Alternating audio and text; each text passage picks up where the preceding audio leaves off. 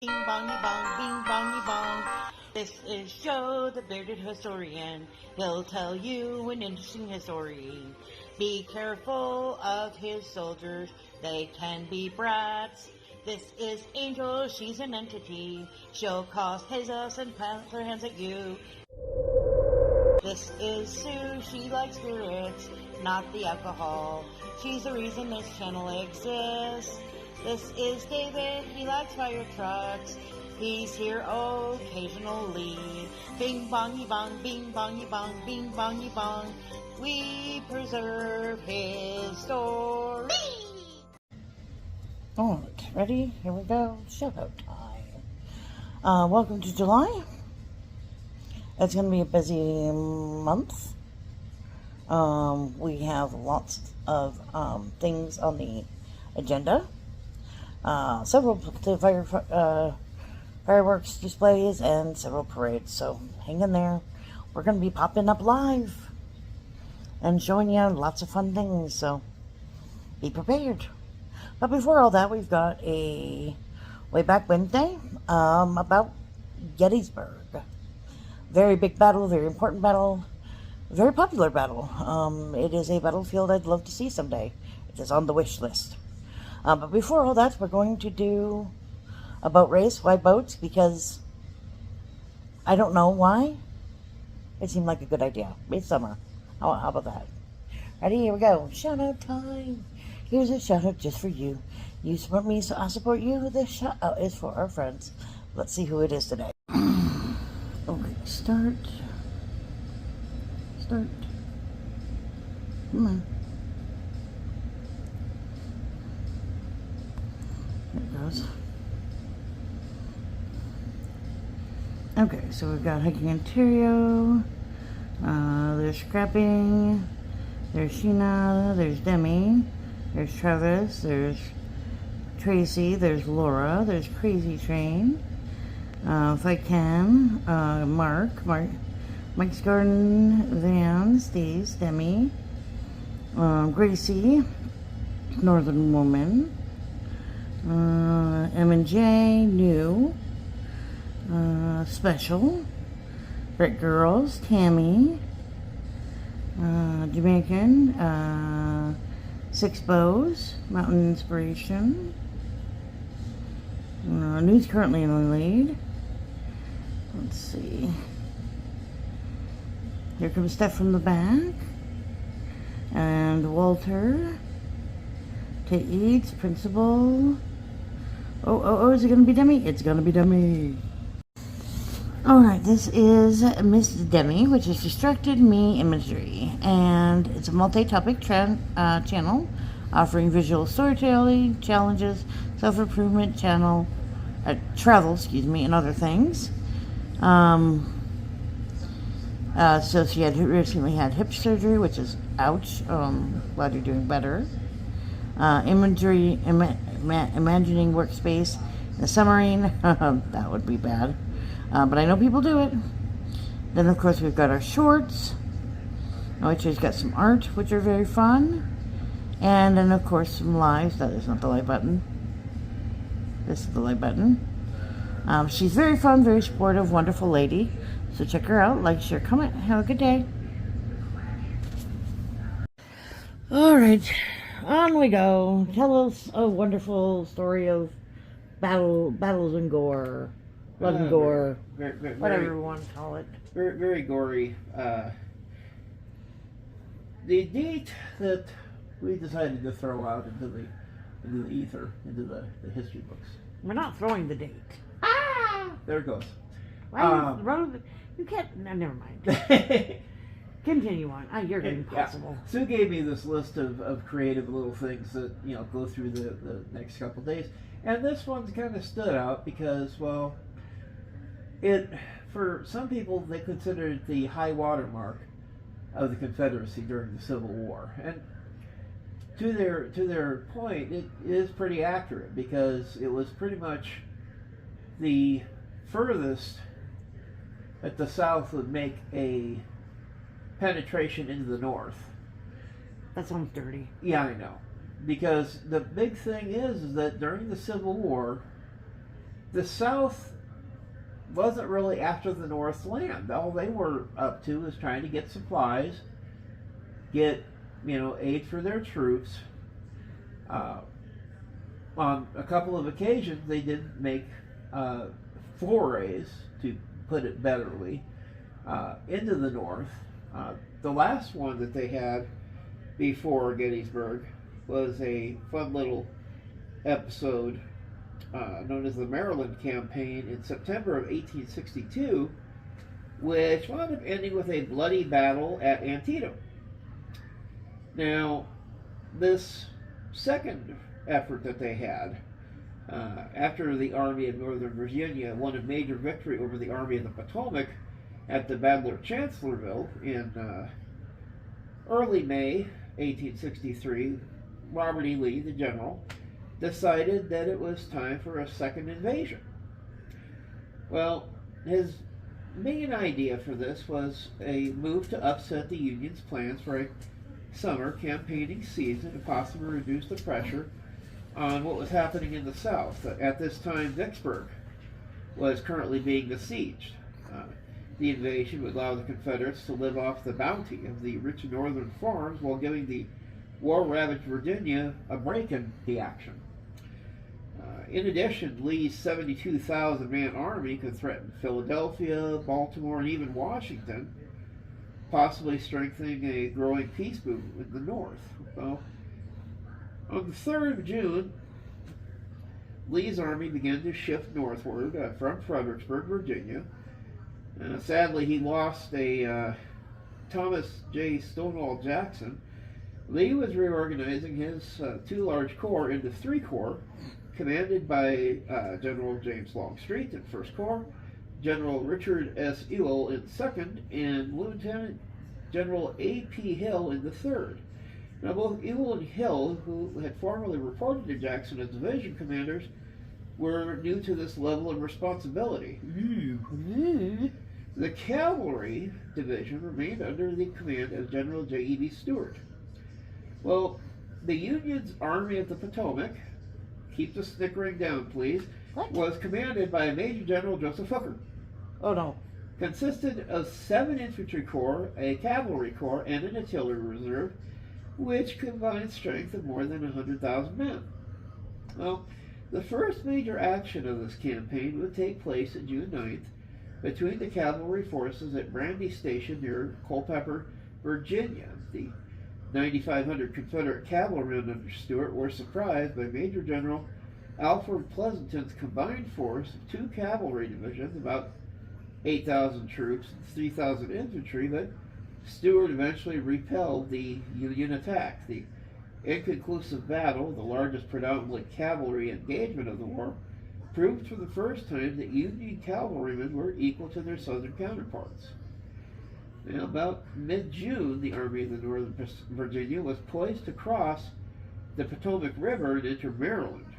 After defeating the Union garrisons at Winchester and Martinsburg, Ewell's 2nd Corps began crossing the river on the 15th. Well, Hill and Longstreet's corps would follow on the 24th and 25th of June. Hooker's army would pursue, keeping them between Washington and Lee's army.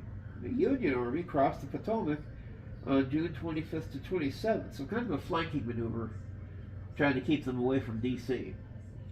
Well, Lee gave strict orders for the Army to minimize any negative effects on the civilian population. Food, horses, and other supplies were generally not seized outright unless a citizen concealed property, although quartermasters reimbursing northern farmers and merchants with Confederate money, which was virtually worthless, or with equally worthless promissory notes, were not well received. What?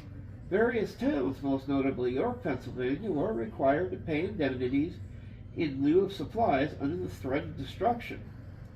Well, during the invasion, Confederates would seize between 40 and 60 northern African Americans. A few of them were escaped fugitive slaves, but many were freemen.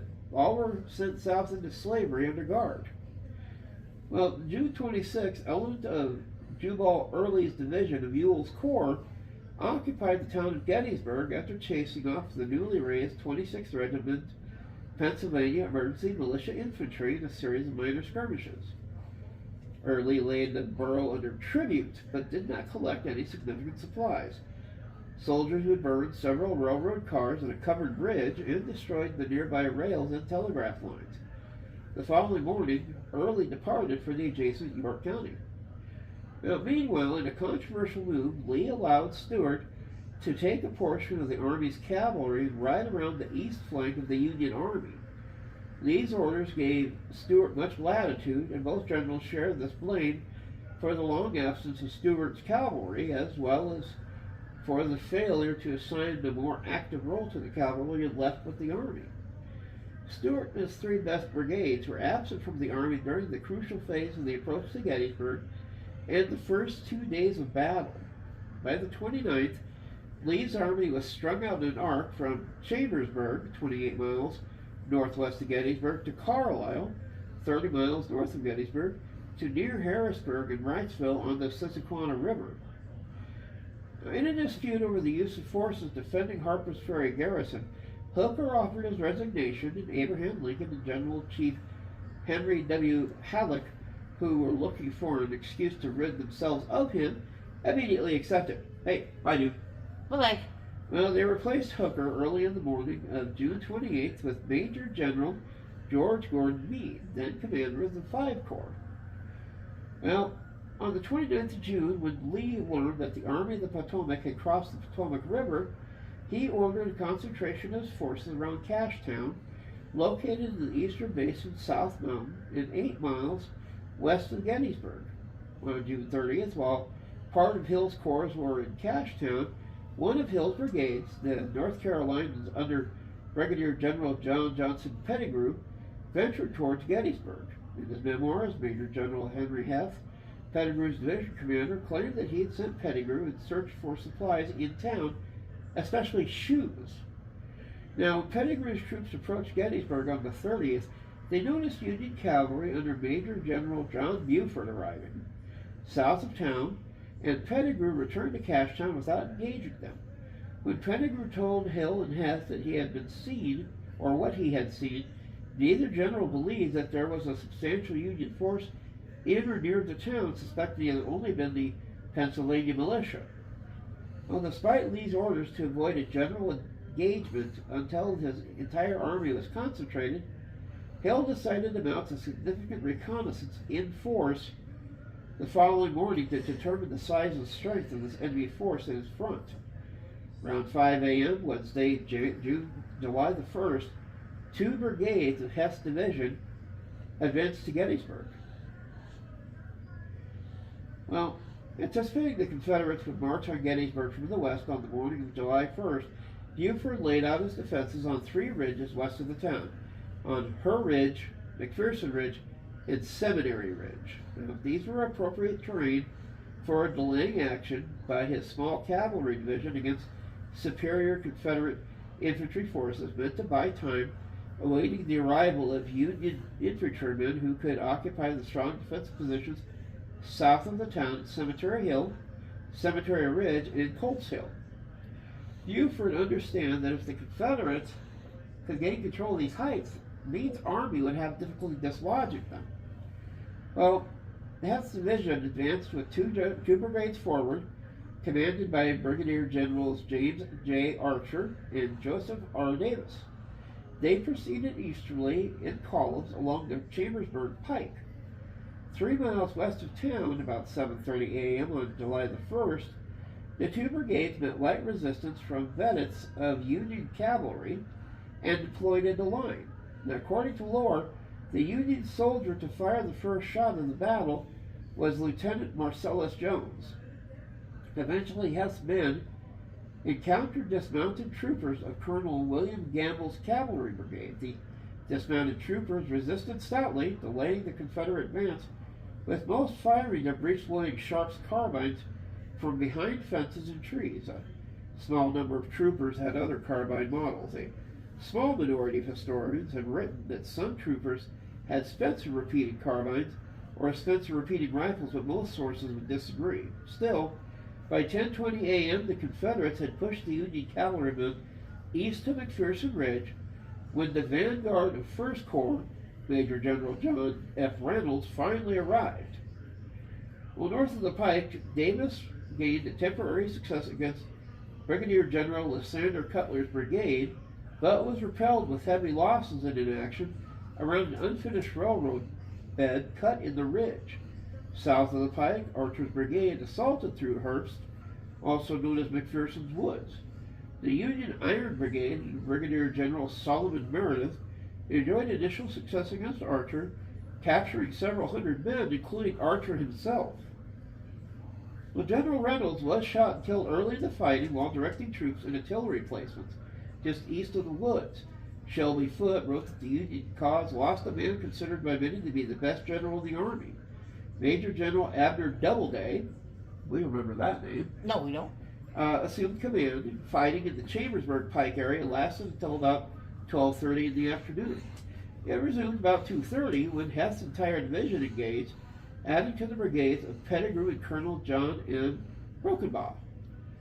At Pettigrew's North Carolina Brigade came online, they flanked the 19th Indiana and drove the Iron Brigade back. The 26th North Carolina, largest regiment in the Army with 839 men, lost heavily, leaving the first day's fight with about 212 men left. By the end of the 3-day battle, they had about 152 men standing, the highest casualty percentage for one battle of any regiment, north or south. Slowly, the Iron Brigade was pushed out of the woods towards Seminary Ridge. Hill added Major General William Dorsey Pender's division to the assault, and 1st Corps was driven back through the grounds of the Lutheran Seminary and the Gettysburg streets. As the fighting in the west proceeded, 2 divisions of mules to the 2nd Corps marched west towards Cashtown in accordance with Lee's order for the Army to concentrate in that vicinity, turned south on Carlisle and Harrisburg roads towards Gettysburg, while the Union 11th Corps, with Major General Oliver O. Howard, raced north on the Baltimore Pike and Taneytown Road. By early afternoon, the Union line ran in a semicircle west, north, and northeast of Gettysburg. However, the Union did not have enough troops. Cutler, whose brigade was deployed north of the Chambersburg Pike, had his right flank in the air. The leftmost division of the 11th Corps was unable to deploy in time to strengthen the line, so Doubleday was forced to throw in reserve brigades to salvage his line. So around 2 o'clock, the Confederate 2nd Corps divisions of Major Generals Robert E. Rhodes and Jubal Early assaulted and outflanked the Union 1st and 11th Corps positions north and northwest of town. The Confederate brigades of Colonel Edward A. O'Neill and Brigadier General Alfred Iverson would suffer severe losses assaulting 1st Corps division of Brigadier General John C. Robinson south of Oak Hill. Early's division profited from a blunder by Brigadier General Francis C. Barlow when he advanced his 11th Corps division to Watcher's Knoll, directly north of town, now known as Barlow's Knoll. This represented an assailant in the Corps line, susceptible of attack from multiple sides, and Early's troops overran Barlow's division, which constituted the right flank of the Union Army's position. Barlow was wounded and captured in the attack. Well, as Union positions collapsed both north and west of town, Howard ordered a retreat to the high ground south of the town at Cemetery Hill, where he had left the division of Brigadier General Adolph von Schweinhart in reserve. Major General Winfred S. Hancock assumed command of the battlefield, sent by Meade when he heard Reynolds had been killed. Hancock, commander of the 2nd Corps and Meade's most trusted subordinate, was ordered to take command of the field and determine whether Gettysburg was an appropriate place for a major battle. Hancock told Howard, "I think this is the strongest position by nature upon which to fight a battle that I have ever seen." When Howard agreed, Hancock concluded the discussion, "Very well, sir. I select this as the battlefield." Hancock's determination had a morale-boosting effect on the retreating Union soldiers, but he played no direct tactical role in that first day.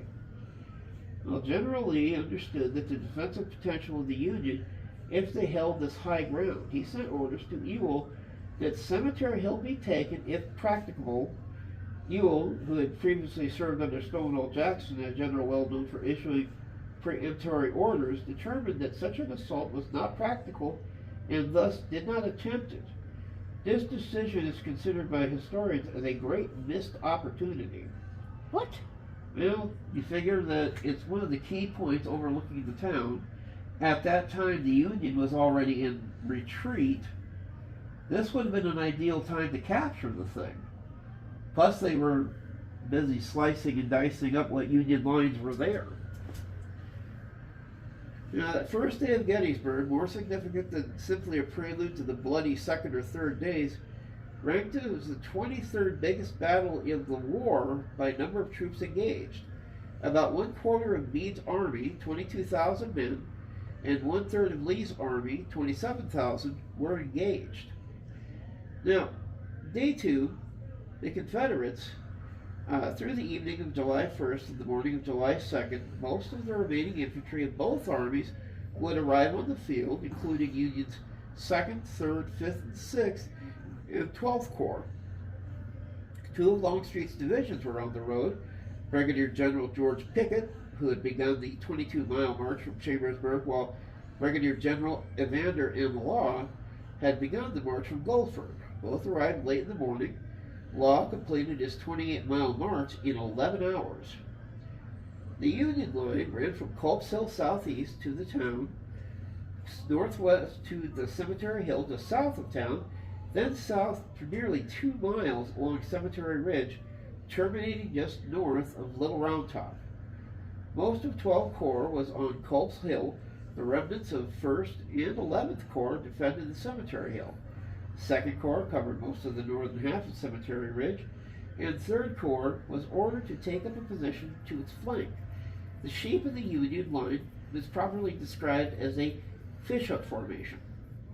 Looking at the map, I don't disagree with them on that.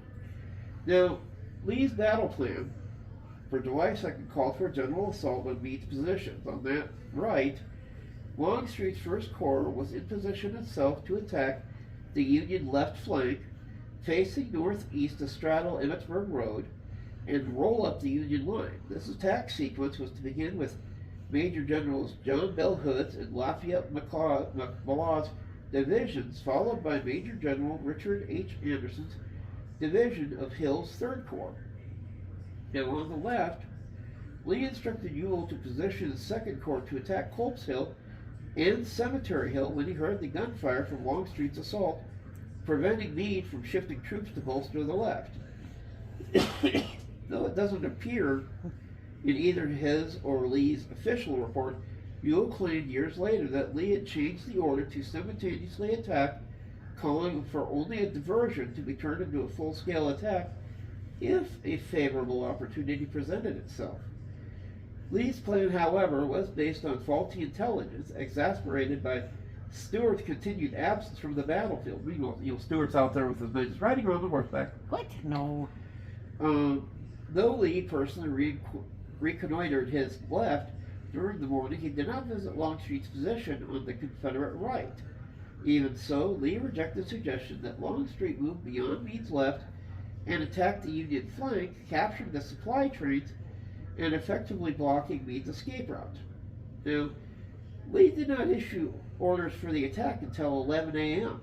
About noon, General Anderson's advancing troops were discovered by General Sickles' Outpost Guard, and 3rd Corps, upon which Longstreet's 1st Corps was to form, did not get in position until 1 p.m.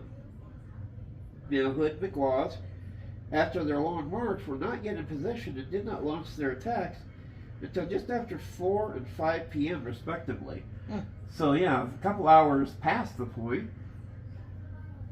Now, as Longstreet's left division under Major General Lafayette McLaws advanced, they unexpectedly found Major General Daniel Sickles' 3rd Corps directly in their path. Hey look, soldiers!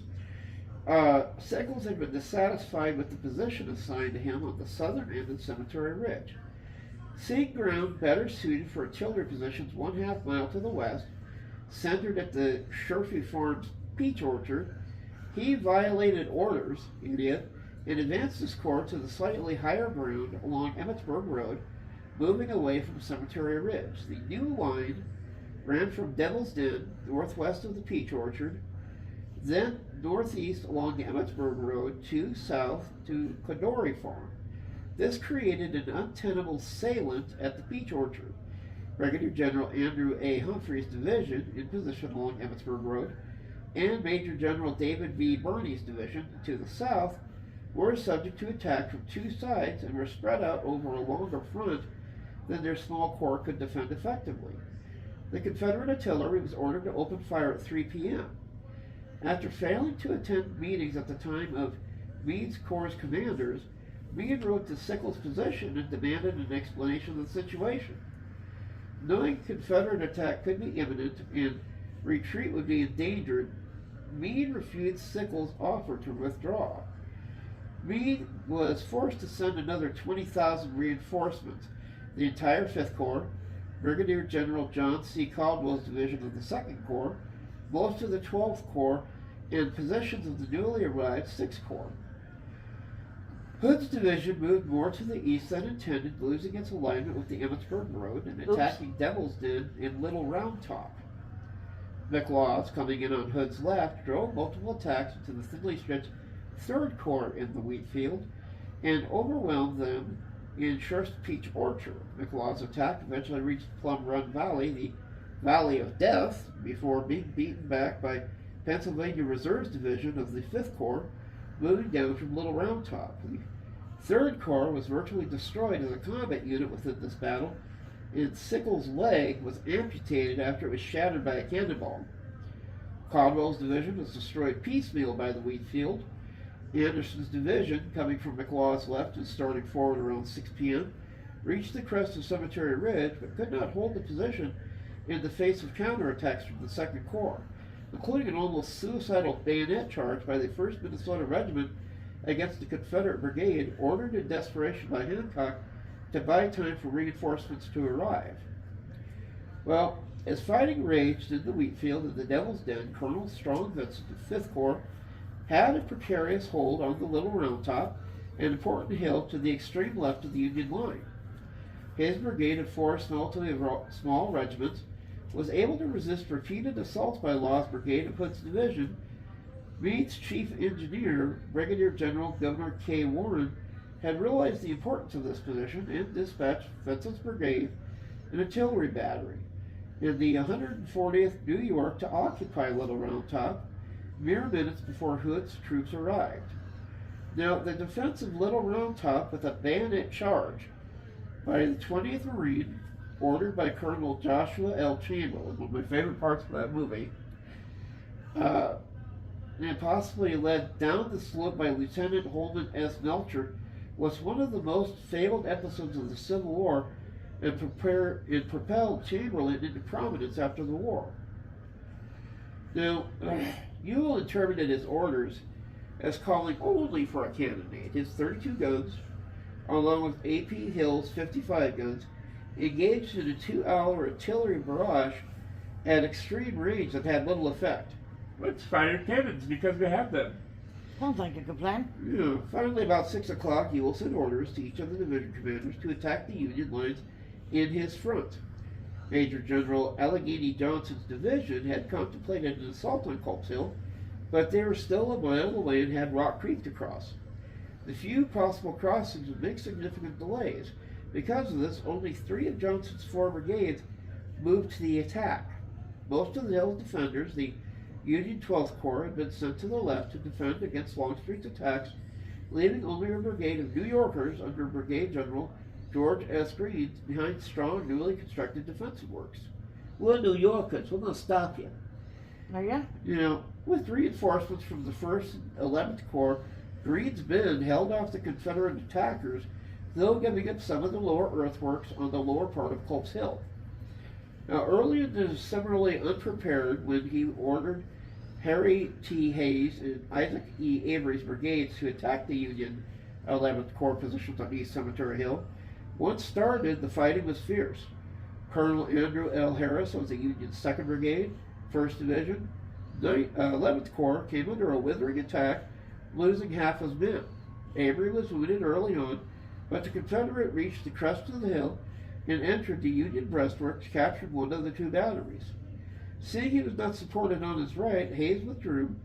His right was to be supported by Robert E. Rhodes' division, but Rhodes, like Early and Johnson, had not been ordered up in preparation for the attack. So basically, it sounds like they were having a problem getting communications to work. Oh, it sounded like they had a way to do it easily from long distance. Yeah, no. They were basically yelling for one another, and if you misheard something... Right. He also had twice as far to travel like as the phone Early. beam. By the time he came in contact with the Union's skirmish line, Early's troops had already begun to withdraw. Hey guys, you're going the wrong way. Now go this way. Yeah. Now Jeb Stuart and his 3 cavalry brigades arrived at Gettysburg around noon, but had no role in the second day's battle. Brigade General Wade Hampton's brigade fought a major engagement with the newly promoted 23-year-old Brigadier General George Armstrong Custer's Michigan cavalry near Hunterstown to the northeast of Gettysburg. Now, here comes Friday, July 3rd. Lee wanted to renew his attack on Friday using the basic same battle plan as yesterday. Longstreet would attack on the left, Ewell would attack Culp's Hill. However, before Longstreet was ready, the Union 12th Corps started at dawn artillery bombardment against the Confederates on Culp's Hill in an effort to regain the position of their lost works. Confederates would attack, and the second fight for Culp's Hill ended around 11 a.m. Henry Pfefferts judged that after some 7 hours of bitter combat, the Union line was intact and held more strongly than before. Well, Lee was forced to change his plans. Longstreet would command Pickett's Virginia Division of his own First Corps, plus 6 brigades from Hill's Corps in an attack on the Union's Second Corps position at the right center of the Union line on Cemetery Ridge. Prior to the attack, all the artillery the Confederacy could bring to bear on Union positions would bombard and weaken the enemy line. Now, in his memoirs, Longstreet states that he told Lee there were not enough men to assault the strong left center of the Union line by McLaws and Hood's divisions reinforced by Pickett's brigades. Longstreet thought the attack would be repulsed, and a counterattack would put Union forces between the Confederates and the Potomac River. Longstreet wrote that he said it would take a minimum of 30,000 men to attack successfully, as well as close coordination with other Confederate forces.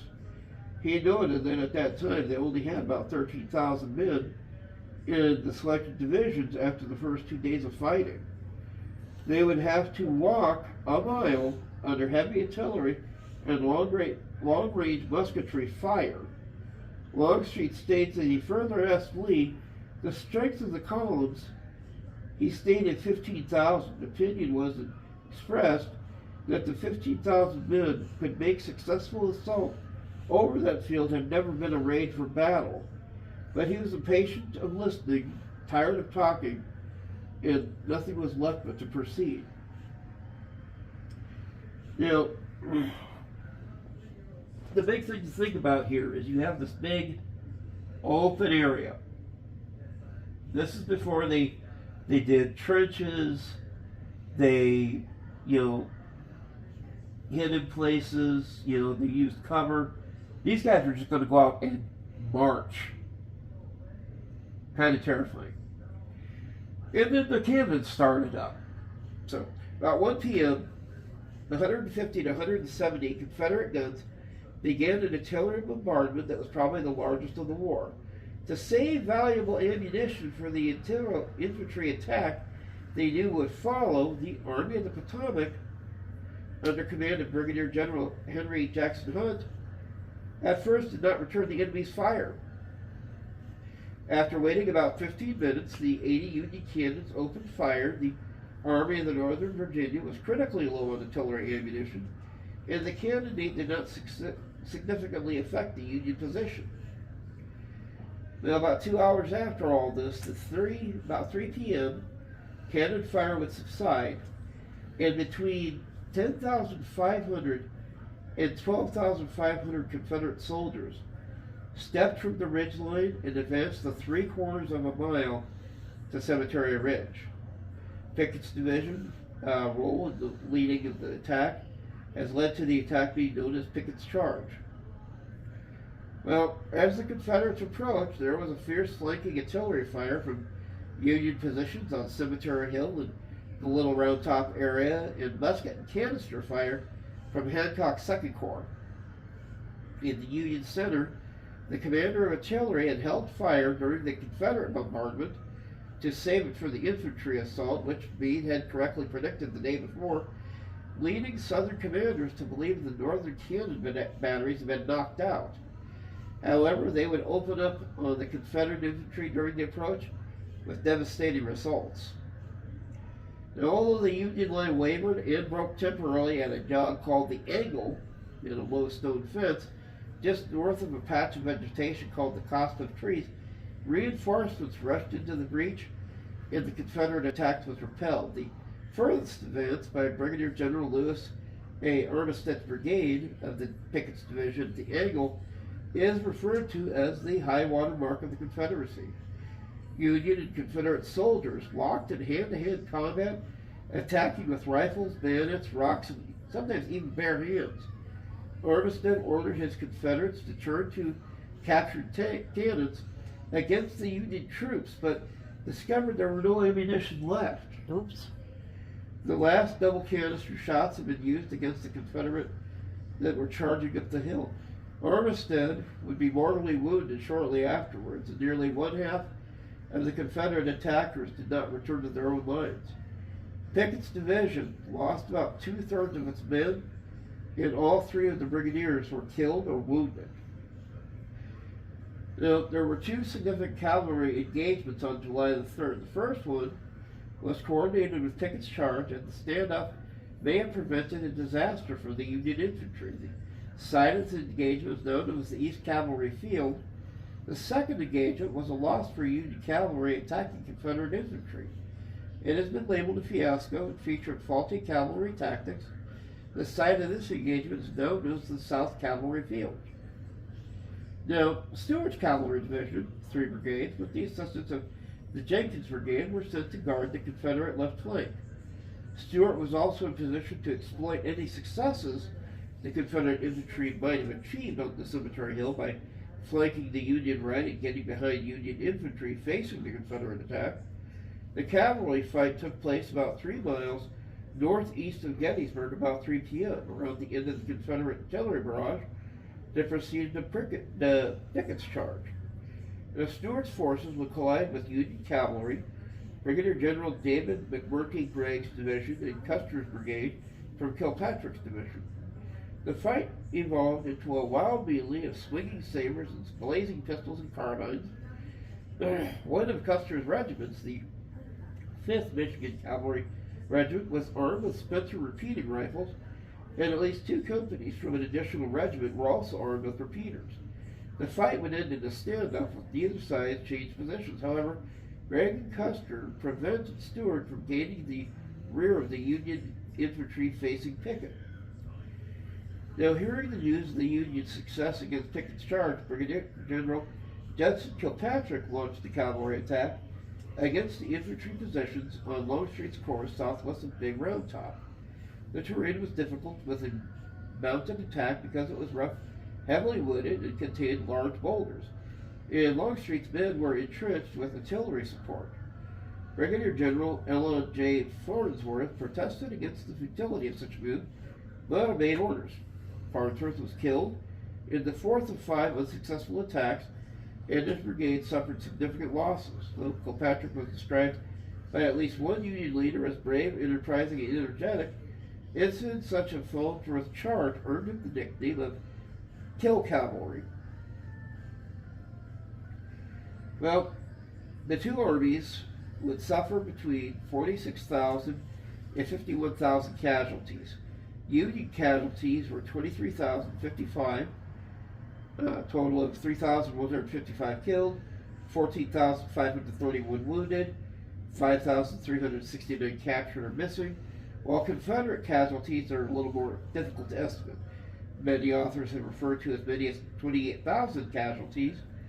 In Bussey and Martin's more recent 2005 work, regimental strengths and losses at Gettysburg document 4,708 killed, 12,693 wounded, and 5,830 captured or missing. Nearly a third of Lee's general officers were killed, wounded, or captured.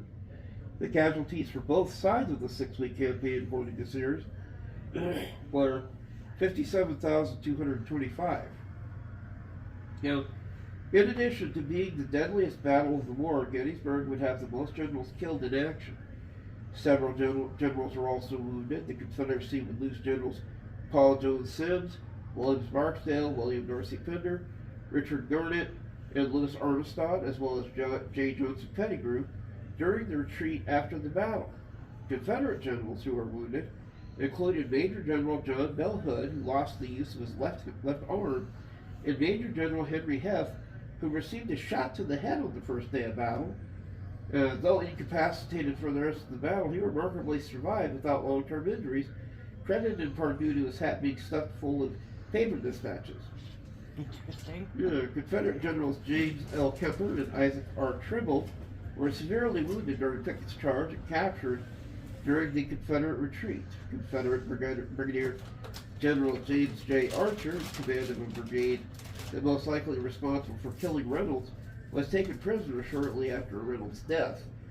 In the Confederate First Corps, 8 of Longstreet's 14 divisions and brigade commanders were killed or wounded, including Brigadier General George T. Anderson and Brigadier General Jerome B. Robertson, who was also wounded. In Ewell's Second Corps, Brigadier General Isaac E. Avery was mortally wounded, and Brigadier General John M. Jones was wounded.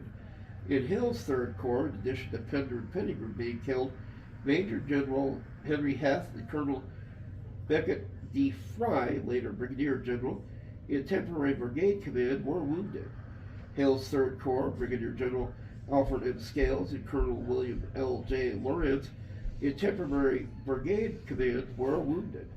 And in the Confederate Cavalry Division, Brigadier General Wade Hampton and Brigadier General Alfred G. Jenkins were wounded.